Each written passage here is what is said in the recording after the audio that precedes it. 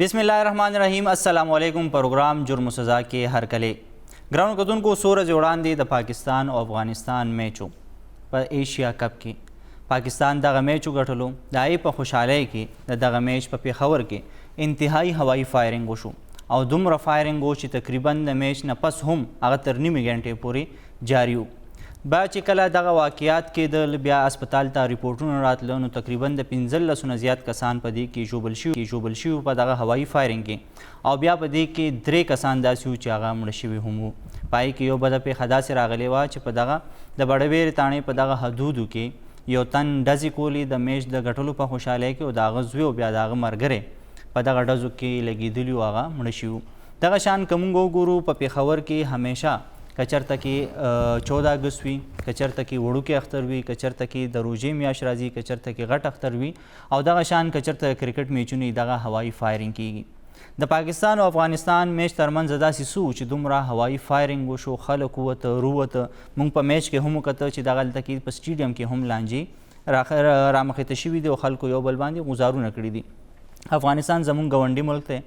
د افغانستان سره چې کوم دی نو زمونږ تجارت دی زمونږ کلچر ورسره یو شان دی زمونږ ژبې ورسره یو شان دي او بیا که مونږ وګورو نو دلته کې افغانستان نه چې کوم راغلي افغان مهاجرین دي تقریبا د 15 کالو راسي دلته په پاکستان کې ژوند تیري او هغه زمونږ میلمانه دي مونږ د هغوی دلته کې پناه ورکړې ده ځکه چې د هغوی په وطن کې جنګ و د هغوی په وطن کې امن نو د هغوی په وطن کې مسلې وي د هغې د وجې مونږ دغه خپلو میلمنو ته دلته کې ځای ورکړی بیا څه وجه وه چې دومره دا مسلې رامخې شوي د پاکستان او د بهارت که میچ دلته کې و هغې باندې دومره ډزې نه وي شوي څومره چې د پاکستان او د افغانستان په میچ باندې دلته کې هوایي فایرنګ وشو خو د هغه خبره به نه کوو چې په بهارت ولې وشو په افغانستان ولې وشو دلته په پېښور کې د هوایي فایرنګ دا کلچر ولې نه ختمیږي پولیس د دې خلاف ایکشن ولې نه اخلي او بیا دلته که موږ وګورو د دغه غیر قانوني وسلې دومره استعمال دی دومره عام خلکو ته اکسس دی هر یو تن د خپل کور کې د خپل حجره کې د خپل بیټک کې او بیا د کور مخې ته په سړکونو باندې مونږ کتلي په پېښور کې دغه هوایي فایرنګ شوی دی او ښه کولیام شوی د هغې ویډیوز هم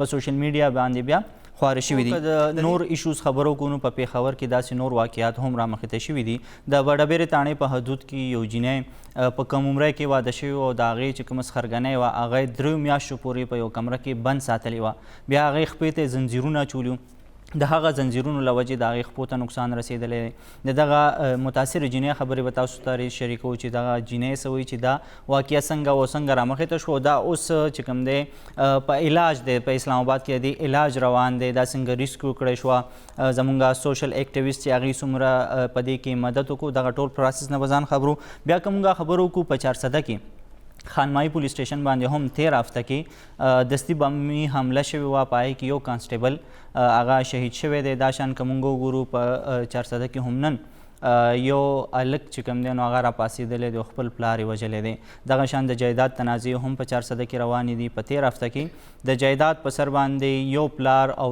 زوی چې کوم دی نو په شریکه باندې قتل کړی شوي دي هم د دغه جایداد په مسله باندې بیا که موږ راشو ټانک ته نو ټانک کې هم په دغه روانه هفته کې د ترهګرۍ پیښې رامخته شوي د ټارګټ کیلینګ پیښې رامخته شوي دي د ټانک چې کوم میر دی د هغه په قافله باندې حمله شوې وه او سپیشلی د پولیس په وین باندې شوی په هغې کې 4 پولیس اهلکار چې کوم دی هغه شهیدان شوي او دا شان نور په هغې کې ژوبل شوي په دې ټول ایشوز باندې به خبرې اترې کوو دا وخت مو سره په سټوډیو کې موجود دی زمونږ صحافي د پېښور کې په دغه سپیشلی په کرائم بیٹ باندې کار کوي عدنان طارق صاحب عدنان صاحب آپ کو پروگرام میں خوش آمدید کہتے ہیں جی بہت شکریہ ضیاء بھائی مشرق ٹی وی آپ کا بہت بہت شکریہ عدنان بھائی ہوائی فائرنگ کی بات کرتے آپ بھی میچز دیکھتے ہوں گے وجہ کیا تھی کہ بھارت کے ساتھ بھی ہمارا میچ تھا اتنی ہوائی فائرنگ پشاور میں نہیں ہوئی افغانستان کے ساتھ یہ لانجہ کیوں اتنا بڑا جی بالکل میچ ہم سارے کرکٹ بڑے شوق سے دیکھتے ہیں اور کرکٹ کو ہم پسند کرتے ہیں تمام گیمز میں کرکٹ ہم پہلے نمبر پہ ہوتے ہیں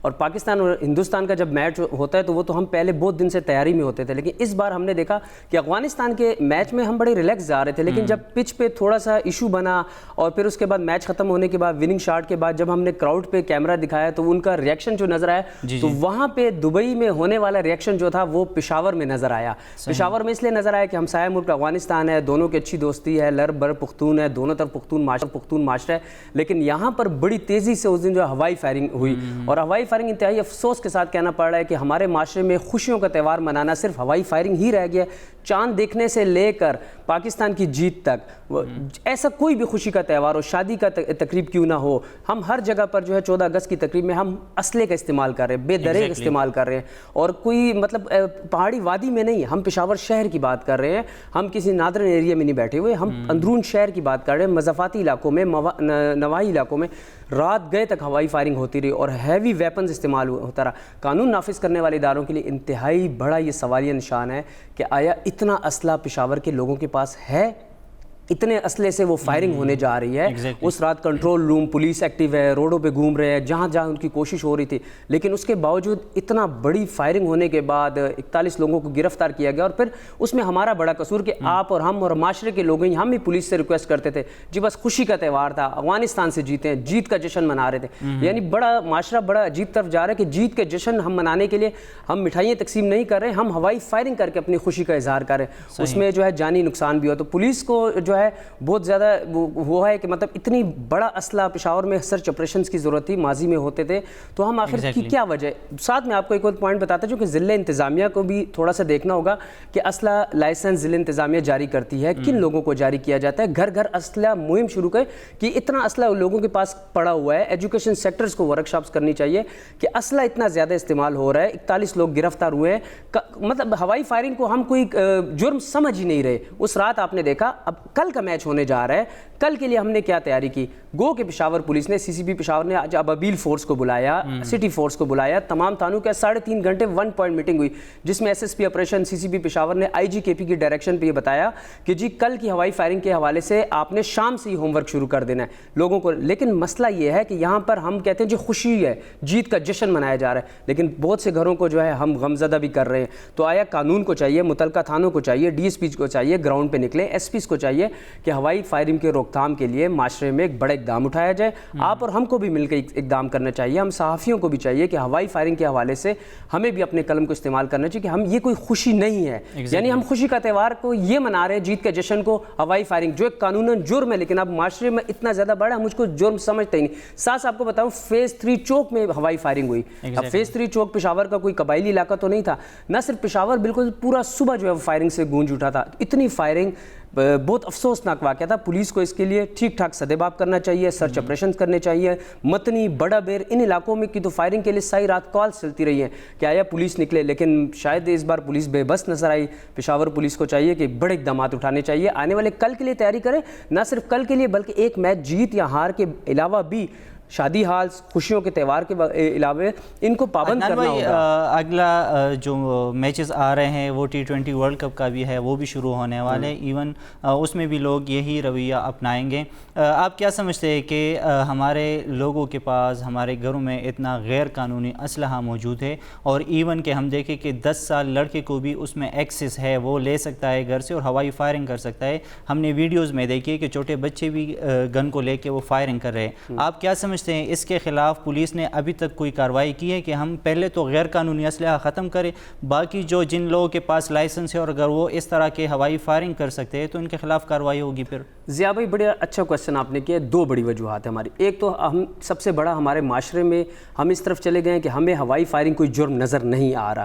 آپ نے 10 سال کے بچے کی بات کی, آج کل تو جو ہے ہوائی فائرنگ کرنے کے بعد ہم فخر سے اس کو سوشل میڈیا پر فوٹیج کو اپلوڈ کر رہے ہیں. سوشل میڈیا پر واٹس ایپ گروپوں میں ہم بھیجیں جی ہوائی کی خوشی میں میں نے جو ہے ہوائی فائرنگ کی, جیت کی خوشی میں ہوائی فائرنگ کی.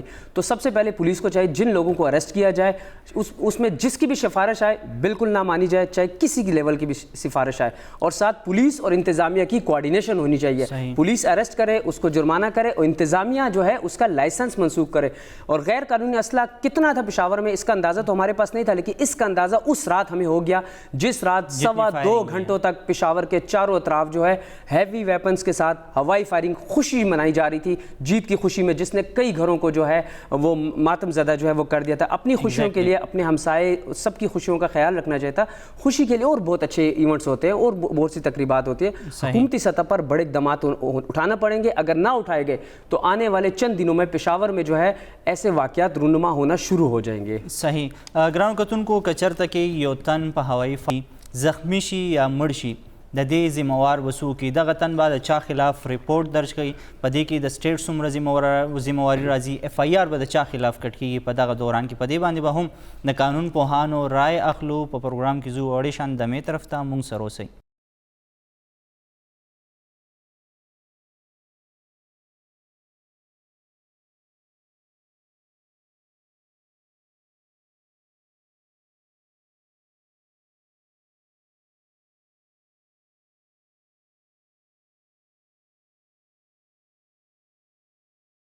ګران کتونکو پروګرام کې یو ځل بیا هرکلې خبره کوو د هوایي فایرنګ په اړه باندې چې په پېښور کې د دغه کرکټ میچونو په ګټلو په خوشحالۍ کې هوایي فایرنګ سلسله جاري وي او بیا د افغانستان نه چې کله میچ ګټلی شوی په هغې باندې دومره فایرنګ شوی چې دغه ټول پېښور خلک یې لیدلي او په هغې کې ډېر خلک زخمیان شوي هم وو. تقریبا د 15 نه زیات خلک زخمیان شوي او 3 کسان په هغې کې ژوبل شوي هم وو.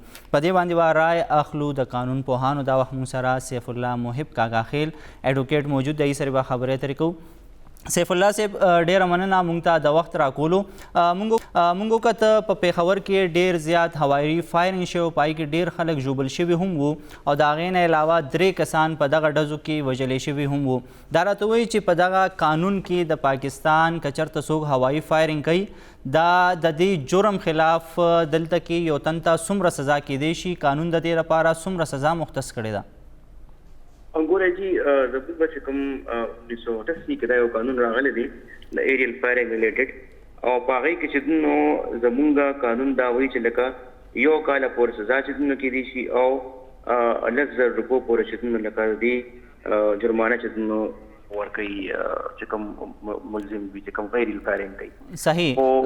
او جی خو دا چې لکه زموږ لکه قانون چې کوم نافذ کېدو ادارې دي یا دومره ناقص دي او لکه پکار دا چې لکه حج علاقې کې دا کشتونه کېږي زموږ چې کوم دا نور چې کوم فورسز دي دا رایډرز دي دوی د ښه په اسانۍ باندې پته لګېدي چې دا فایرنګ چې وشو دا د کوم ځای نه وشو. صحیح. سیف الله صاحب دا هم راته وایي که چېرته کې د هوایي فایرنګ د وجې یو تن ژوبل کېږي یا خدای مکه هغه مړ کېږي، د هغې له حقیقین به پولیس ته ځي ریپورټ به کوي، دغه ریپورټ به د چا خلاف کېږي، د هغې کې به ذمه دار څوک وي، آیا سټیټ په دې کې څه ذمهواري جوړېږي؟ ګوره جی دې کې خو پته نه لګي چې دا اصل کې دا چې کوم مړی وشو یا چې نو زخمی شو کسه دا چا کړی دی. ایگزیکټلی. خو دا چې لکه دې کې د سټیټ خلاف بالکل چې نو یو کس راتلی شو د سټیټ خلاف چې نو کوم میسج دی یا کوم چې نو لکه دغلته پولیس والا دي د هغوی خلاف هم ایون اف آی آر کېدی شي او ایون دې کمپنسیشن هم کلیم کولی شي ځکه چې یو کس دی هغه چې نو مړ کېږي نو ظاهري خبره ده د سټیټ ریسپانسبلټي ده چې لکه هغه یو سیکیورټي چې نو هغه پرووایډ کوي لکه یو انسان ته نو زموږ سټیزن چې نو هغه په اله سیکیور وي چې خلک چې نو زموږ چې قانوني چې کوم د قانون نافذ کېدو ادارې دي هغوی چې نو هغوی په ټول علاقې کې لکه پراپر چې نو گشت او هر یو شی چې کوم د لا اینډ اورډر سچویشن دی هغه کنټرول ساتي. اوس دا میچ کېده د میچ دوران کې په کار دا و چې دوی اعلانونه کړی وي دوی چې نو پیلم د پاکستان میچ شو نو هغې کې هم چې نو ډزه شوې وي، بیا دا دویم میچ شو د هغې کې هم چې نو ښه کافي لکه فایرنګ وشو نو په کار دا و چې دوی کشتونه کړی وي دوی اعلانونه کړی وي چې یاره لکه دا ډزې وغیره چې نو مه کوئ، خپل انفارمر څه ساتلی وي. وکیل صاحب مطلب دا دی چې په دې کې د سټیټ ذمہواري ده چې سټیټ به دغه چې کوم متاثره تن دی یا متاثره خاندان دی دوی ته به دغه انصاف ورکوي یا چې کوم د دې قاتل دی هغه به ورته راپیدا کوي چې دا اصل کې دا قتل یا دا جرم چا کړی دی، مطلب سټیټ دې کې ذمہوار جوړېدی شي. ټول سټیټ ریسپانسبلټي ده. صحیح. یو کس خو چې نو هغه فایرنګ وکړي هغه چې نو هغه خو خپل طرف نه خو ډز وکړه خو مخکې هغه چا باندې لګي نو هغې لکه بیا سټیټ ریسپانسبل دی چې لکه دا ډزې چې نو ولګېدې په یو کس باندې نو هغوی به چې نو بیا ریسپانسبلټي چې نو صحیح. ډېره مهرباني وکیل صاحب مونږ ته د وخت راکولو. ګران کتونکو تاسو د وکیل صاحب خبرې که چېرته هم دلته کې هوایي فایرنګ کېږي او په په جرم کې یو تن ګرفتاریږي پولیس یې نیسي نو 1 کاله پورې هغه چې کوم دی نو دغه قید کیدی شي په جیل کې او تر 10,000 روپو پورې هغه جرمانه کیدی هم شي. دغه شان که چېرته کې یو تن په دغه هوایي فایرنګ کې ژوبل کیږي یا خدای مکه هغه مړ کیږي نو اف آی آر به د دغه سټیټ خلاف وي د دغه تاڼې ایس ایچ او خلاف وي چې دغه ذمہوار دی چې ټولو سټیزنز ته به هغه سیکیورټي ورکوي، هغه به ورته تحفظ ورکوي او که چېرې دغه ملزم نه پیدا کیږي نه گرفتاریږي نو دغه سټیټ به د هغې ذمواري. راځو به دویم ایشو ته خبره به کوو د بډهبیرې حوالې سره. په بډهبیره کې د یو جینۍ په کم عمر کې واده وشو. بیا د هغې نه پس هغه خپلې سخرګنۍ 3 میاشتو پورې په یو کمره کې بند کړې او په خپو کې ورته زنځیرونه اچولي.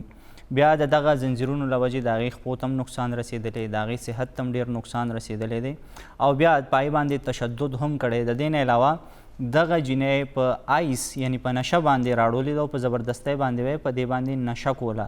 د هغې صحت یې مکمل ډیمیج کولو. هغه ریسکیو کړی شوې ده. هغه دا وخت په اسلام آباد کې دلته کې د هغې علاج روان دی. دغه جینۍ به په خپله کیسه کوي چې دا څه واقعه وه، څه وجه وه. بیا به راځو آینه پس په دې باندې به خبرې اترې کوو. کارو چې د دې وزوالم ټکولم اسی بي سبه مالم ایس پم کله مار باندې مرګور سره به ني ټیم ناستو او چې کوړه براغو نو ایس په چې اوس کله نو را بغونو زبه والما او چې دا سره په ما باندې کړو نو دا 2 نمبر کار را باندې کولو. تا نه سر وخت کټ کړی دي؟ سر وخت را نشته دا ګوره دا وخت ته او دا سر باندې ته والی په سر مالې ما دا ګوره ټول ډیمیج ده سر، ټول ډیمیج. ای په دیزه کې لکه سیخ د ووري سیخ د وورو سومبه چې کماینو هغه دی له په دې اډو کې پار کړی ده. د دې اډو کې پار شوی ده په یو سایډ وتی د ببل سایډ راوتی ده کنه په دې خپه کې سړی دی غټي غټي. صحیح ده سر. او بیا دې د په لرګي باندې والا د دې بیک بون چې کم دی هغه بالکل ډیمیج کړی دی. په هغه کې په هغه سومبه باندې وار په سټک کړی دی. په ما پته نه لګي چې سبد مې ورسره کړو چې ایس پیرا باندې سکل تش سرګټ کې بیرا باندې ایس کلو. ګرانو کتونکو تاسو د دغه متاثرې جینۍ خبرې واورېدې. یقینا ډېر د افسوس مقام دی چې دلته کې زموږ په معاشره کې په خلکو باندې دومره ظلمونه کیږي او بیا د هغې تپوس والني. په دغه جینۍ چې ده هغه ریسکیو کړی شوې ده، هغه اسپتال ته بوتلی شوې ده، باقاعده په اسلام آباد کې دا وخت د هغې علاج روان دی. خو تر دغه 3 میاشتو پورې په دې باندې چې کوم ظلم شوی دی دا صرف دغه متاثرې جینۍ ته پته لګي چې په دې باندې څومره ظلم شوی دی او بیا د تپوس کولو والا هم څوک نشته. بډهبیرې تاڼې کې په دغه ملزمانو خلاف FIR هم درج کړی شوی دی. چا چې دغه جینۍ ریسکیو کړې وه هسپتال ته بوتلی، دا علاج ولا کړی. سوشل اکټیویسټ زینب خان آی سره به خبرې اترې کوو، نور تفصیلات به دای نه الو. زینب میډم ډیره مننه مشرق ټي وي ته د وخت راکولو. دا راته وایي چې دا څنګه واقعه وه، رپورټ څنګه شوه، تاسو ته څنګه پته ولګېده، بیا تاسو څنګه ریسکیو کا، د هغې علاج څنګه تاسو وکړو؟ السلام علیکم. جی دا چې کار و چې کائنات دیدي چې دا کنه د دې واده شوی په بډهبیره کلي کې. جی انو د دې دا خاوند چې دی نو دی په ګن پوینټ باندې دی جینۍ باندې خبرې کړې چې لکه تاسو مور ته ووایې جی چې مور ته لکه مونږ کره مه راځه زما کور روانېږي. چې ته مونږ کره مه راځه زما کور روانېږي او زه ښه خوشحاله یم که نه. صحیح. خو لکه مطلب دا ماشومه خوشحاله نه وه، دا د یو ظلم او د ګن پوینټ په ذریعه باندې تماچه به ورته په سر باندې ایښې وه. مطلب دا چې مور یې نه راځي، پلار یې نه راځي، دې ته او پته نه لګي په دې چې موږ کوم ظلمونه کوو. پلار یې نشته سر، پلار یې وفات شوی دی. ښه. د دوی په دنیا کې هېڅوک نشته، د دې نه رور شته، صحیح، نه پلار شته، نه ترونه شته. د دې صرف اور صرف زما خاوند یو ماما دی امیر شاه. ښه. جی د دې هېڅوک نشته. صحیح. نو په دغه فون به یې ورته کولو چې مه راځي او په دې به یې دا ظلمونه کوو. او مه راځئ. نو دا 4 میاشتې دې سره د مور تعلق نه و که نه. صحیح. تعلق یې ورسره نه ساتو. دا غریب باندې دې 4 میاشتې دی د دغه پورې تړلې وه. ټیک. په دروازې پورې کلکه تړلې وه، لکه مطلب دومره پړې ورته اچولې وه چې واشروم ته، د واشروم نه کمرې ته لګه. او داسې خوفناکه کمره وه چې په کمره کې دننه یو کمره وه، ټکه توره تیاره وه. صحیح. بیا ریسکیو څنګه شوه، تاسو څنګه ترې نه راوسته؟ ریسکیو داسې شوله چې موږ سره دغلته کې یو همسایه وه، نو هغه د دې زما د خاوند دا ترور چې د زموږ خپلو تر یعنې رشتهدارو ته سوال جواب وکړو چې کائنات ته ووایه، کائنات مور ته ووایه چې هغه جینۍ د لمبۍ موږ یو نظر ولیدله په کړکۍ کې موږ ته ښکاره شوه. جی. په داسې حالت پرته ده. ټیک. نو بس بیا ورپسې موږ لاړو، ماما یې شو، د ترورانو خاوندان یې شو، موږ ورپسې لاړو. چې موږ لاړو دا په ډېر بد حالت کې پرته وه، چینجي پکې شوي وو. صحیح. او بیا چې زما خاوند څنګه وکتل، هغه بېهوشه شو. 2 غنټې هغه ساه نه راتلله چې هغه د دې حالت ته وکتله. ټیک. د دغه ملزمانو خلاف په بډبیره تاڼه کې اف آی آر هم درج شوی دی. آیا ملزمان گرفتار شوي تر اوسه پورې پولیس ته ورسره نه مرسته سر کړې وه؟ اوسه پورې هغې لا نه دي ګرفتار شوي. افسوس خدا دی، افسوس دا دی چې بالکل لکه مطلب صرف یو مور یې ورته ګرفتاره کړې ده. په دې جرم کې د دې مور او خور دواړه شامل دي. د دې یو اوښې دی صحیح او دوی خویندې دي. نو دوی به ورته ونیسله، نو دې جینۍ له به د پوډرو ستنې وهلې ده آیسو، صحیح دې له به په جسم باندې د بلیډو کټونه لګول. ټیک د دې په جسم کې به د وورې سریه چې کومه غټ سیخ دی، تقریبا داسې یو 2-3 فوټه سیخ دی او د دې کټې ګوتې مړه ډبل سیخ دی، نو هغه به د دې په دې جسم کې ټک وخه او پار به یې ترېنه وباسه. ټیک. تر اوسه پورې پولیس تاسو سره څومره مرسته کړې ده؟ د هغې ریسپانس څنګه دی؟ آیا تاسو هغې څه تسلي بخش جواب درکړی دی ملزمانو گرفتارۍ حوالې سره یې پای باندې چاپې نو بس هغې راته او کوي سر او کوي صرف مور یې ورته نیولې ده، پلار یې ورته نیولې او هغې ورته پرېښود چې د تور زړي مریض او هغه الټۍ د وینې کولې. صحیح. او اوسه پورې بس هېڅوک یې لا نه دي ونیولې. ما خو تر ډي آی جي ډي ایس پي او ایس ایس پي پورې آی جی پورې خبره بوتله، خو اوسه پورې ما ته لکه مطلب ښه ریسپانس نه دی راغلی. تر اوسه پورې ملزمان نه گرفتار شوي. صحیح. ډېره مننه میډم موږ ته د وخت راکولو. یقینا د پېښور په ښار دومره غټه واقع کیږي او بیا دومره ظلم نه پس که اف آی آر هم درج کیږي او ملزمان نه گرفتاریږي، د پولیس لپاره ډېر زیات د سوال دی. دلته سوال راپورته کیږي چې ولې دغه شان خلکو خلاف کاروایي نه کیږي او د دغه ظلم تپوس نه کیږي. یو ظلم کړی دی، بلې په نشو باندې راوړلی دی او بیا دغسې واقعات رامخې ته کیږي. د پروګرام په بله برخه کې به مونږ خبره کوو په صوبه کې د امن و امان حوالې سره، ځکه چې مونږ ګورو په 400 کې هم په خانمای پولیس سټیشن باندې حمله شوې وه. دستي یو پولیس کانسټیبل پکې چې کوم دی نو هغه شهید شوی دی. دغه شان که مونږ د ټانک خبرو کو، په ټانک کې هم د پولیس په وین باندې حملہ شوی. 4 پولیس اہلکار پائے کی جوبل شوی دی. عدنان بھائی آپ کیا سمجھتے ہیں؟ ہم دیکھتے ہیں صوبہ خیبر پختونخوا میں جس طرح کچھ دن پہلے سوات میں کچھ واقعات رونما ہوئے تھے، آئی جی صاحب نے اس کی تردید بھی کر دی تھی. پھر بھی ہم دیکھتے ہیں کہ پشاور میں 400 میں اور پھر جو ہماری قبائلی اضلاع ہے اس میں بھی ایسے واقعات رونما ہوتے ہیں. کیا سمجھتے ہیں آپ؟ کچھ حالات پھر خراب ہونے کی طرف جا رہے ہیں؟ جی بالکل. گزشتہ ہم 2 سال میں دیکھیں تو خیبر پختونخوا قبائلی علاقوں، جنوبی اضلاع اور ان کے ساتھ ساتھ پشاور سمیت اس کے مضافات میں بھی اب آپ محسوس کریں گے کہ پولیس ٹارگٹ کلنگ میں مسلسل اضافہ ہو رہا ہے. پولیس کو جب وہ ٹارگٹ کیا جا رہا ہے، پولیو ٹیموں سمیت جب بھی پولیس کہیں پر ہوتی تھی یا جہاں پہ پولیس کے ہونے کا احساس ہوتا تھا وہاں دہشت گرد بھی اپنے ہونے کا احساس دلاتے رہے. تو اس میں کوئی شک نہیں کہ وقفے سے پولیس کو ٹارگٹ کیا جا رہا ہے. 400 کا واقعہ اٹھا لیں یا جنوبی اضلاع کا واقعہ اٹھا لیں تو وہ ایسے واقعات جو ہے وہ بڑھ رہے ہیں. آئی جی خیبر پختونخوا نے گزشتہ دنوں بھی سینٹرل پولیس آفس میں امن و امان کے حوالے سے ایک اہم اجلاس دیا تھا. اس میں یہی کہا تھا کہ جب بھی کوئی بڑا ایونٹ ہو، کچھ ہو، تو اس سے پہلے اس علاقے میں تمام جو انٹیلیجنس ادارے ہیں ان کی رپورٹس، جتنی ٹیمیں ہیں ان کے ساتھ ایک بڑا ہوم ورک کیا جائے. اس کے ساتھ ساتھ مالاکنڈ کی پہاڑیوں پر بھی بڑے آپریشن کے حوالے سے ہم نے سنا تھا کہ ایک سائلنس آپریشن ہوگا، اس حوالے سے پولیس بھی فرنٹ پہ ہوگی. تو امن و امان کی صورتحال کے حوالے سے سینٹرل پولیس آفس کی واضح پالیسی ہے کہ وہ سرچ آپریشنز کر رہے ہیں، انٹیلیجنس بیس آپریشن کر رہے ہیں. کاؤنٹر ٹیررزم ڈپارٹمنٹ بھی جو بڑا رول ادا کری، لیکن دہشت گرد بھی وقفے سے اپنے ہونے کا احساس دلا رہے ہیں. پولیس کو ٹارگٹ جو ہے وہ کیا جا رہا ہے اور ہمارے یہاں ایک بڑی دہشت گردی کی جنگ گزری ہے. اس کے بعد ہماری کچھ غلطی پولیس جوانوں کی بھی ہے جو مطلب تھوڑے سے ریلیکس ہو گئے ہیں. یعنی پشاور رنگ روڈ سے گزریں گے تو تھوڑا سا آپ نوٹ کریں گے پولیس موبائل میں بیٹھے ہوں گے، انہیں یہ اپنے ساتھ 4-5 اکٹھے کھڑے ہوں گے تو انہیں یہ احساس نہیں ہوگا کہ کسی وقت بھی ہم پہ اٹیک ہو جائے یا فائرنگ ہو جائے. تو تھوڑا سا ہمیں دوبارہ اسی موڈ میں اپنی فورس کو لانا ہوگا، ان کے ذہن بنانا ہوگا کہ آپ ایک جوان جو ہے آپ ہمارا سرمایہ ہے. آپ کو ہر وقت جو ہے وہ الرٹ رہنا ہوگا. کسی جگہ کھڑے ہو کے ناشتہ کرنا یا کسی جگہ کھڑے ہو کے بیٹھنا یہ آپ کے لیے ٹھیک نہیں. دوران ڈیوٹی جو ہے آپ کو فل فلیج اکٹھا رہنا ہوگا کیونکہ دشمن کسی وقت دوبارہ سر اٹھا سکتا ہے. بہت ہوشیار ہے. مختلف گروپس جو ہیں اس حوالے سے کاؤنٹر ٹیررزم ڈپارٹمنٹ بھی کام کر رہے ہیں. بڑے واقعات جو ہوئے تھے اس کے بعد کئی ہائی پروفائل ٹیررسٹ ارسٹ بھی ہوئے تھے. پولیس ایک آسان ٹارگٹ ہے. پولیس ہر وقت جو ہے وہ عوام کے ساتھ براہ راست ہوتی ہے تو پولیس تھانے جو ہے وہ بھی ہوتے ہیں. نظر آتے ہیں. تو اس لیے پولیس کے پولیس کو خود جو ہے وہ اقدامات اٹھانے ہوں گے کہ آیا کوئی بڑا حادثہ جو ہے وہ رونما نہ ہو جائے. پشاور میں ایک آخری بڑا واقعہ ہوا تھا دہشت گردی کا، ہوا تھا کوچہ رسالدار کے بعد. اس کے بعد تھوڑا سا ہم آئے تھے اسی موڈ میں، لیکن ابھی پھر آپ دیکھیں کہ پشاور جو متنی بڑا بیر یہ علاقے ایک بڑی دہشت گردی کی جنگ سے گزر چکے ہیں.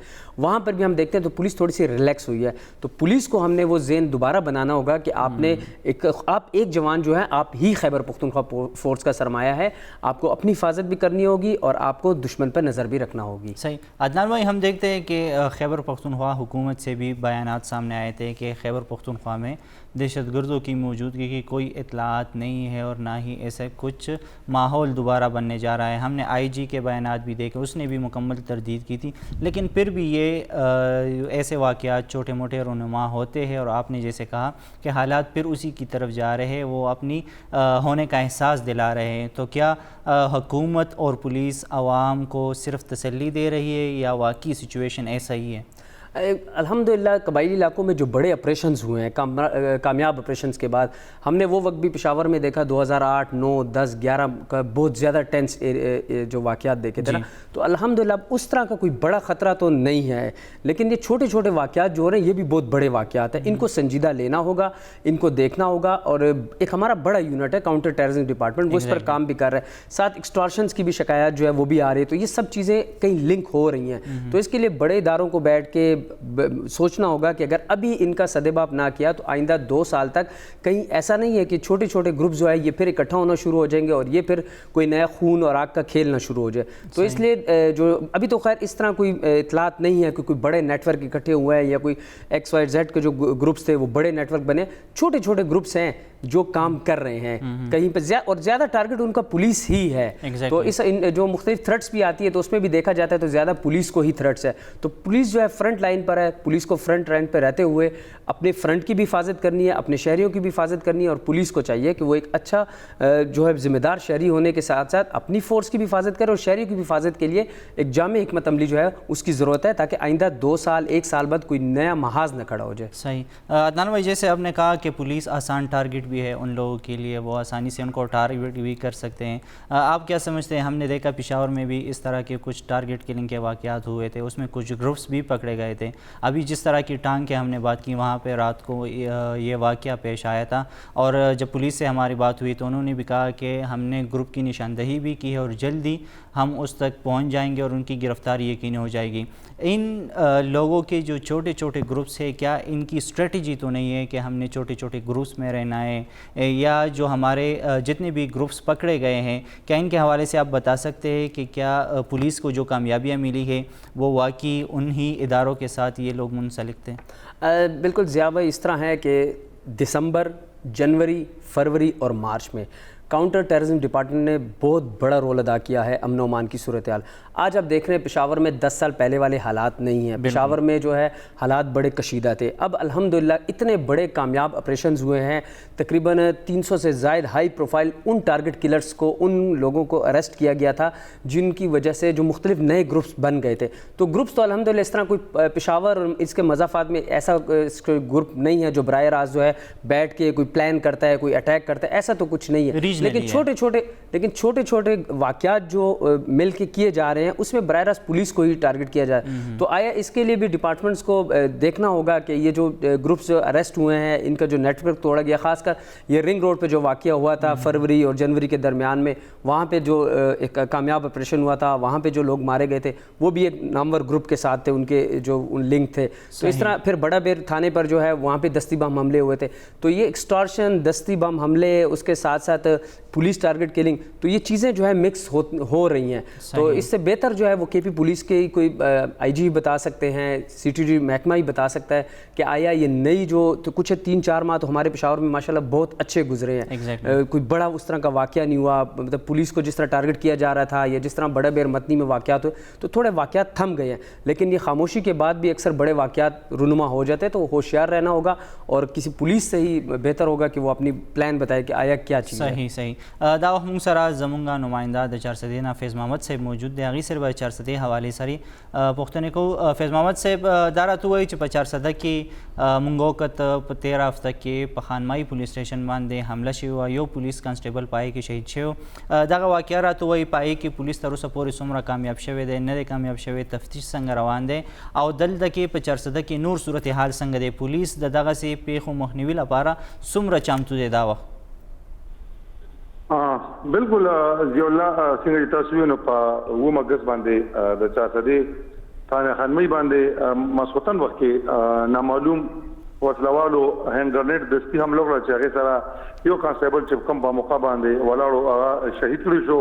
هغې واقعي سی سی ټي وي فوټیج هم جاري شوي دي او تاسو به کتلي وي چې یاره ډېر په زړورتوب سره کسان راغلي دي او ښه ډاډه ولاړو هینډ ګرنیټ استعمال کړی دی او پولیس په هغې کې تفتیش ښه شروع کړی چونکې د دې اف آی آر کاونټر ټیرریزم ډپارټمنټ لکه سی ټي ډي والا درج کړی دی. نو موږ چې کله انویسټیګیشن چاته کې ایچ پي دی سجاد خان سره رابطه کړې وه نو هغه وایي چې د دې اف آی آر سی ټي ډي درج کړی دی نو هغوی ته موږ مکمل تفتیش کې برابر شامل یو او موږ مختلف ضرور ټیمونه جوړ کړي دي او په مختلف انګلز باندې موږ شک والا خلک راولو خو هغه موږ ته لا بریک تھرو اوسه پورې میلو شوی نه چې کم حده پورې موږ کامیاب شو په دې کیس کې موږ برابر انغتیو او ان شاء الله ډېر زر به موږ ملزمان ته رسول چې موږ د مختلف کم موږ سره خوا کې لکه مومند ایجنسی دا څنور علاقې د هغه سم زموږ راپی شوي دي نو چېرې دا ګاډي پکې مې راځي نه راځي نو موږ په برابر انغتیو موږ سروټي په مختلف زاویو باندې کارونه کوي سی ټي ډي والا پکې کار کوي نو ډېر زر به موږ ځان ملزمان ته رسول ضیاء الله به تاسو موږ د دې نه مخکې په 4 اپریل باندې هم د دې کال موږ په تانې نڅته باندې هم د انټرنیټ حمله شوی چې باغې کې یو پولیس اهلکار چې دی میرباجا په موقع باندې شهید شو نو هغه واقعي کې لکه شک باندې خلک نیول شوي دي او تر اوسه پورې د هغې اصل ملزمان مخې ته نه راغلي. صحیح. فیض محمد صاحب د داسې قسمه پیښو مخنیوي لپاره پولیس تر اوسه پورې څومره تیاري کړې ده د چارسدې په ان آوټ چې کوم پوینټس دي پای باندې څومره ناکې لګېدلي دي بیا د دغه تاڼې په حدود کې څه سرچ اپریشن شوی دی پولیس د دې مخنیوي لپاره نور څومره ایکټیو شوی دی؟ بالکل څنګه لکه دا دوه واقعې په اوشو په لکه اپریل کې او اګست کې و دا کومه بوله چې خانمۍ کې واقع شوې ده نو پولیس چې کوم سرچ اپریشن شروع کړی دی چې د موږ کم دوه باونډریز دي ملکنډ ایجنسي هریچند باندې موږ ملاویږي او مومند ایجنسي په شفقت او زموږ دنګي علاقه باندې ملاویږي د الته هم دوی پولیس خصوصي ټیمونه مقرر کړي دي الته ناست دي چې څومره هم لزی ټول هغوی باندې سخت نگراني هغوی کوي نو پولیس چې کوم تاریخ ته کومې داخلي راستې دي خارجي په ټولو باندې دوی مو خپل یو سکواډونه جوړ کړي دلته کینول دي واقع نه بعد او د پیو خپل هغه سره زموږ هم رابطه کېږي مکمل ګرځي د شپې هم ګرځي چې په څه طریقه باندې موږ د ملزمانو ته ورسو چې زموږ نه آینده داسې قسمه واقع په چاته کې مخې ته رانشي. صحیح. ډېره مهرباني فیض محمد صاحب موږ ته د وخت راکولو. په چارسده کې د دې نه علاوه نورې که موږ وګورو د جایداد مسلې هم دغلته کې ډېرې زیاتې وي 13 هفته د جایداد په مسله باندې ډزې شوي دي او پلار او زوی په دغه ډزو کې وژلې شوي. دا شان د دې نه علاوه یو واقعه دا رامخې ته شوې ده چې پلار راپاڅېدلی دی او زوی راپاڅېدلی او خپل پلار یې ویشتی دی په دغه واقعاتو کې. نو د چارسدې نه چې کومه ضلع ده زموږ په دې کې د جایداد د دشمنو دغه مسلې هم ډېرې زیاتې دي او بیا د ترهګرۍ دغه پیښې پکې هم رالي. یقینا د پولیس لپاره دغلته کې د ډېر زیات افرټ ضرورت دی او د دغه سرچ اپریشنز او د چمتو اوسېدو ضرورت دی. پروګرام کې زوی وړې شان دمې طرف ته موږ سره اوسئ.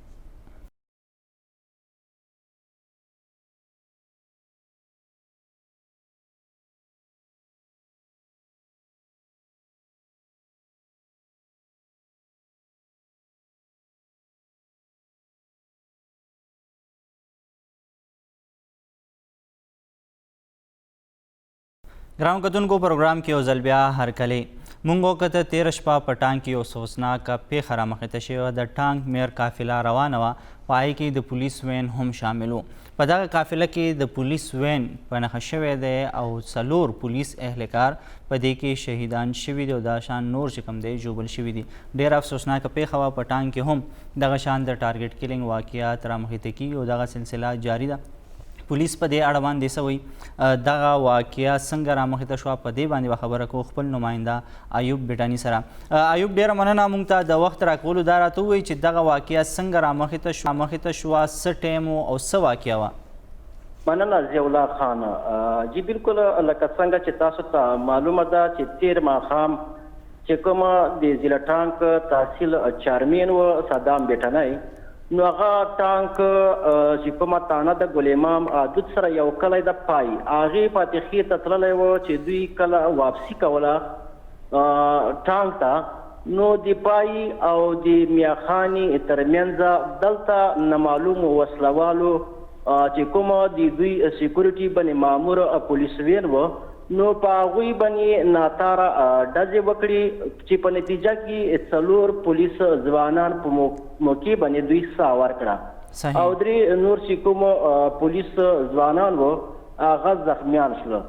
نو دغه ډي پي او وینا تر مخه چې بیا چې کومه د سیمې خلک و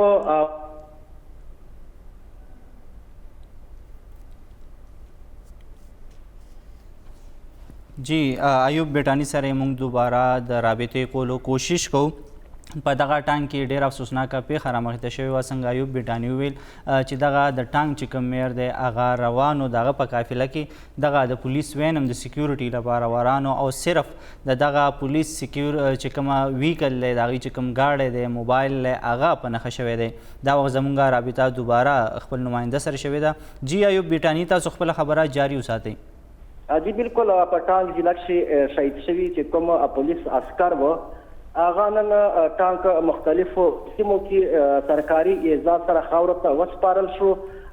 په ډي پي او ټانک وقار احمد ویلا تر مخه دغه افسوسناکه واقعیت تیر ماښام هغه وخت مخې ته راغله کله چې جمعیت علماء اسلام فی ګوند سره تعلق لرونکی تحصیل چارمین صدام حسین بیټنی تانا ګل امام دود کښې ایوب دا راته ووایي چې دغه پیښې خلاف ریپورټ د چا خلاف درج شوی دی؟ په دې کې پولیس تر اوسه پورې څه کامیابي موندتې ده چې څوک کسان ګرفتار شوي دي که نه دي، یا پولیس په دې اړه څه وایي چې دې پیښې شاته څوک کیدی شي؟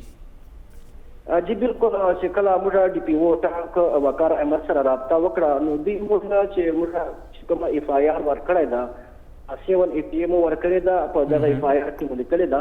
صحیح. نو تر اوسه پورې دوی څه قسمه ګرفتاري مخې ته نه ده راغلې، یعنې دوی داسې څه پریس کانفرنس نه ده کړی.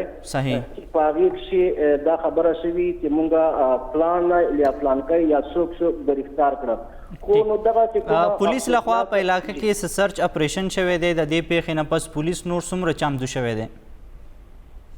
ګوره جی لکه داسې واقعیات چې وشي نو پولیس چمتو وي، خو د بده مرغه څو ورځو نه پاس چې کوم پولیس دي هغه ریلیکس وي، نو هغه دا خو د موږ د قوم سرمایه د پولیس نو په کار دا ده چې دغه پولیس نن سبا که وګورې په ټاک کښې دا درېیمه څلورمه واقعه ده چې کېږي. مخته هم د پولیو چې کوم ټیمونه وه په هغې باندې پولیس ټارګېټ شوی و، دغه رنګه دا اوس چې کوم و نو په کار ده چې پولیس دلته ډېر زیات ټارګېټ کېږي چې دوی دغسې ناخوشګواره یا بدې پیښې چې کومې دي د هغې مخنیوي لپاره دوی کوټلي ګامونه پورته کړي او خپل ځان اکټ وساتي. صحیح. ډېره مننه ایوب بیټاني موږ ته د وخت راکولو. یقینا په ټانک کې دغه ډېره افسوسناکه پیښه رامخته شوې وه او بیا چې دغه پیښې نه پس کله موږ پولیس سره رابطه وکړه نو هغوی هم دا موقف پیش کړو چې د دغه پیښې شاته چې کوم کسان ملوث دي هغوی نشاندهي شوې ده او ډېر ژر به دغه ګروپ چې کوم دی هغه ګرفتار کړی شي. خو دا که موږ وګورو په قبایلي اضلاع کې دغه پیښې د ټارګېټ کلینګ مختلف روانې دي. موږ وګورو په خیبر کې یو ځل بیا په ځینې سیمو کې دغسې ښکاري چې اپریشن شروع کېږي د دغه چې کوم ترهګر دي دغه بیسیکلی په دغه علاقو کې آباد دي د هغې خلاف هم کېږي. دغه واړه ګروپ دي. په چارسده کې واقع شوه، داسې په باجوړ کې مختلف واقعات شوي دي، په سوات کې رامخته شوي. نو یو ځل بیا دغه ماحول چې کوم دی جوړول غواړي، خو زموږ پولیس که موږ ووایو د دې خلاف بھرپور کاروايي کوي. د دغه ټارګېټ کلینګ خلاف ډېر ګروپس چې کوم دی نو هغه په پېښور کې هم ګرفتار شوي دي او دغه شان چې کله د سوات خبرې رالې نو په هغې کې د حکومت بیان هم مخې ته رالو، د آی جي بیان هم مخې ته رالو چې هغه د 2008 یا 2010 چې کوم حالات دي هغه دوباره دلته نه پاتې کېږي او نه به پیدا کېږي، بلکې پولیس او حکومت دغه په یو پیج باندې دي. زموږ خپل چې کوم عوام دي هغوی ته به تحفظ ورکوي، هغوی ته به امن ورکوي او دغه امن به یقیني کېږي او څوک به دوباره د دغه پېښور یا د خیبر پښتونخوا یا د پاکستان امن دوباره خرابولو ته نشي پرېښودی. عدنان بھائی ډېره مهرباني، تاسو هم موږ ته د وخت راکړو، ډېره شکریه. ګرانو کتونکو دا و د نن ورځې پروګرام په کوم کې چې موږ د مختلف ایشوز باندې خبرې اترې وکړې او سپیشلی هوایي فایرنګ حوالې سره چې په پېښور کې دومره زیات واقعات رامخته شوي صرف د هوایي ډزو له وجې. دغه خوشحالي منزل پکار دی خو په بدله طریقه باندې، چرته کې میټایي تقسیمول پکار دي، چرته کې یو بل ته مبارکباد ورکول پکار دي، ځکه چې دغه میچونه نور هم شته دی. دغه میچونه به راځي، ورلډ کپ دی په اسټرالیا کې، په هغې کې به هم پاکستان کامیابۍ ترلاسه کوي. دغه خوشحالي منزل پکار دي، خو د هوایي ډزو نه ځان ساتل پکار دي. د یو 2 منټو خوشحالي د بل کس ژوند چې کوم دی نو هغه تباه کولی شي، بل کس چې کوم دی د هغه خاندان مکمل عمر دپاره غمزده کولی شي. پروګرام وخت سرته رسي، اجازت غواړو. د الله